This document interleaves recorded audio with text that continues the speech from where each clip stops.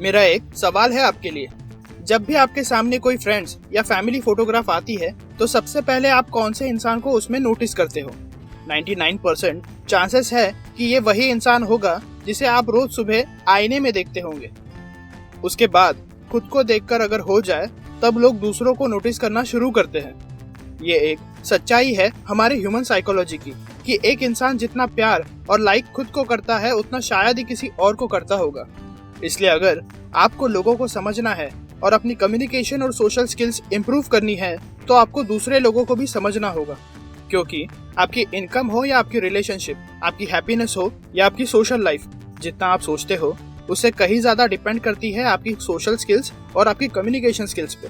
In fact आप ये बोल सकते हो कि जो इंसान ये दो स्किल में अच्छा होगा वो अपने लाइफ के हर एक एस्पेक्ट में अच्छा परफॉर्म करेगा। इसलिए मैं इस वीडियो में आपको कुछ ऐसे तरीके बताऊंगा जो आपकी कम्युनिकेशन और सोशल स्किल इंप्रूव करेगी।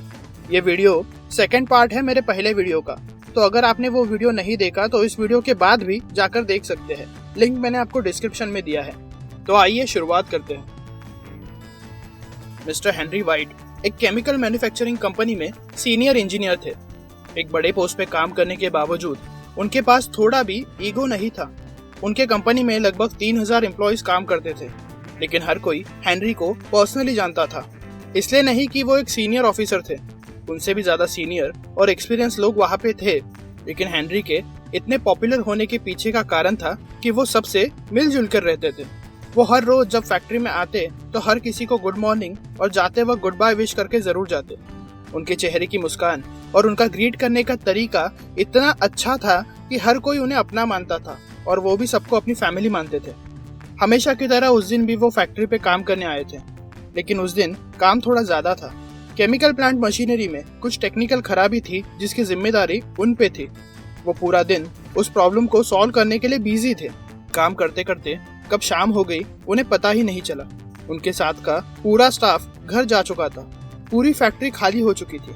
अचानक 7 बजे केमिकल प्लांट के सारे दरवाजे लॉक हो गए। तब उन्हें रियलाइज हुआ कि अब वो अंदर प्लांट्स में फंस चुके हैं। अचानक कूलिंग सिस्टम चालू हो गया जो केमिकल प्लांट मशीनरी को ठंडा रखने का काम करता था। हेनरी अब जोर जोर से चिल्लाने लगे, लेकिन उनकी आवाज सुनने वाला वहाँ कोई नहीं था। धीरे धीरे टेम्परेचर गिरने लगा और फाइनली 0 डिग्री के भी नीचे -20 डिग्री तक जा पहुंचा। ये टेम्परेचर पे किसी भी इंसान का होश में रहना पॉसिबल ही नहीं था। हेनरी पूरी तरह से बेहोश हो चुके थे। लगभग रात के 10 बज चुके थे। अचानक फैक्ट्री के चौकीदार अपने साथ 2 लोगों को लेकर आया और उन्होंने हेनरी को वहां से बाहर निकाल दिया। जैसे ही हेनरी होश में आए तो उन्हें सारी बात समझ में आई। तब हेनरी ने चौकीदार से पूछा कि तुम्हें कैसे पता चला कि मैं वहां पे फंसा हूँ? तो चौकीदार ने बड़े ही भोले स्वर में कहा, वो क्या है ना सर, आपने मुझे गुड बाय विश नहीं किया था, इसलिए मैं आपको ढूंढते ढूंढते अंदर चला आया था। हेनरी के साथ बाकी सारे लोग भी हंसने लगे। हेनरी को भी ये बात रियलाइज हो गई कि इतनी छोटी सी बात ने आज उनकी जान बचाई थी। हम अक्सर ये गलती करते हैं।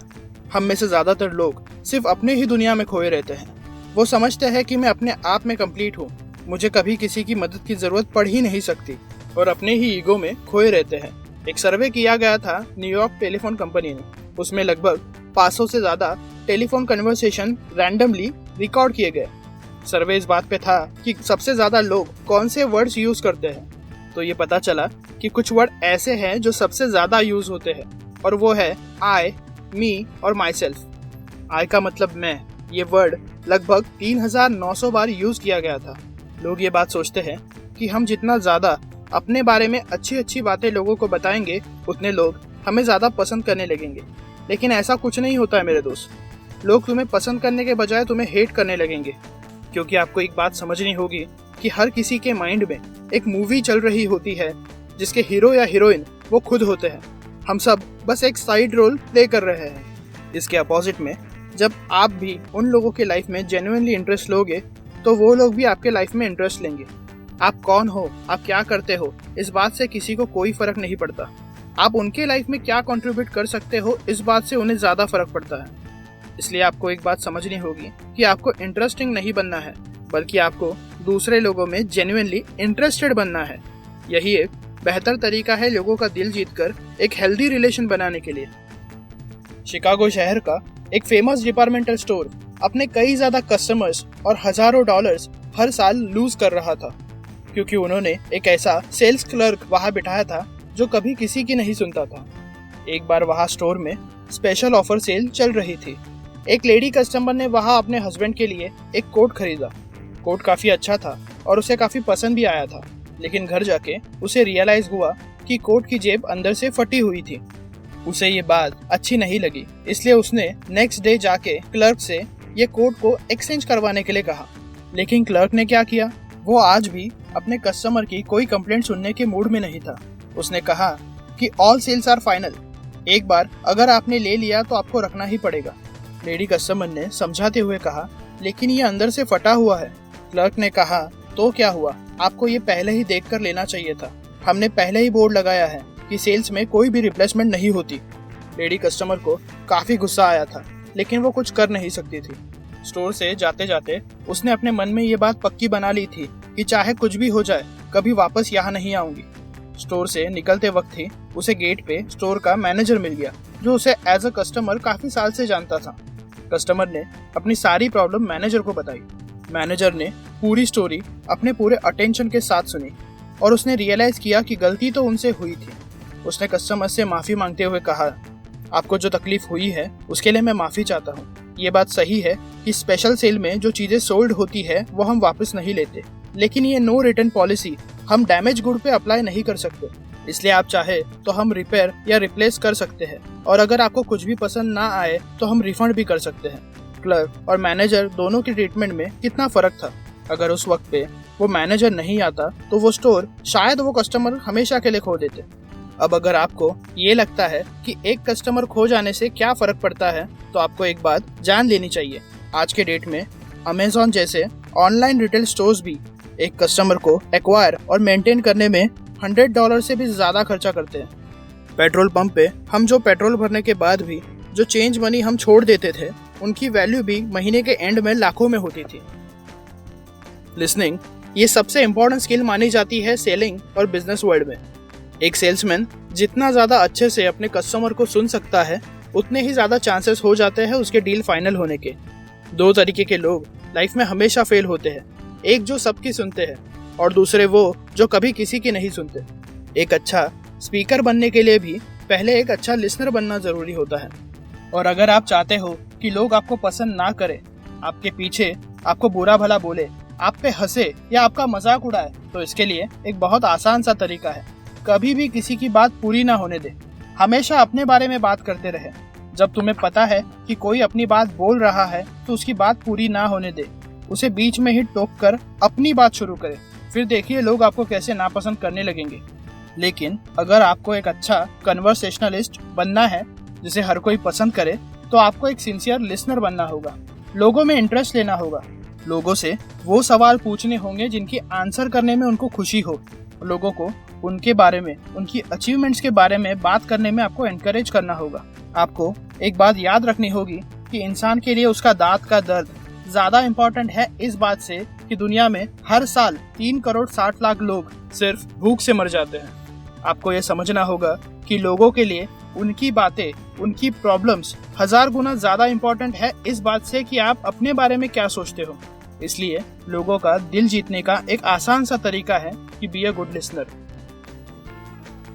Author Dale Carnegie regularly new Jersey के एक साइकेट्रिक हॉस्पिटल में विजिट करने जाते थे, जहाँ पे उनकी दोस्ती एक डॉक्टर से हुई।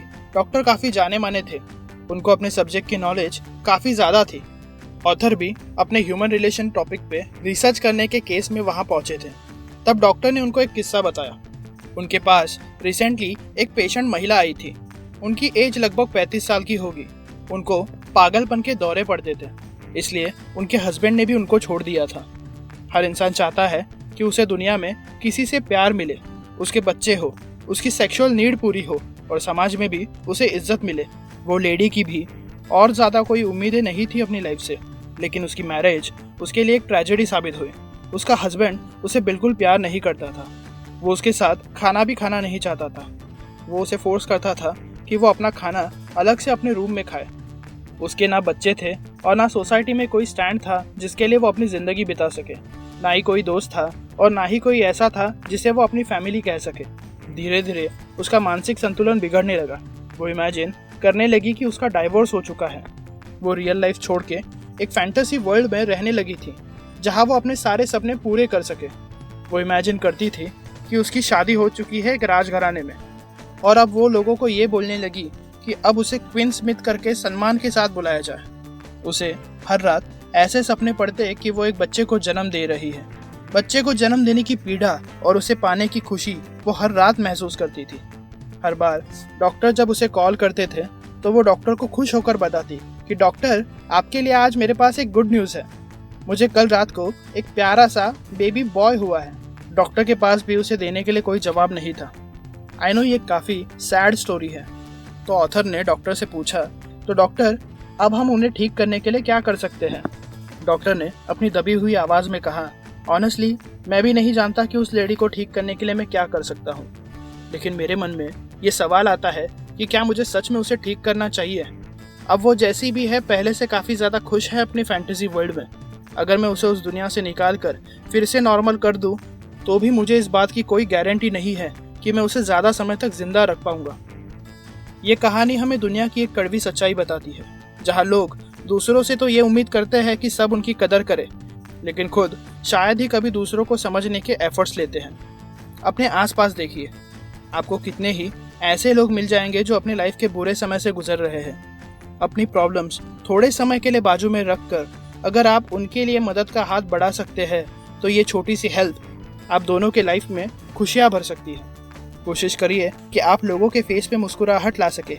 हर इंसान अपने आप को दूसरों से किसी न किसी बात में अच्छा समझता है, तो अगर आप वो बात को नोटिस करके उनको एक जेन्युइन कॉम्प्लीमेंट दे सकते हैं तो उनका दिन भी खुशी से भर जाएगा।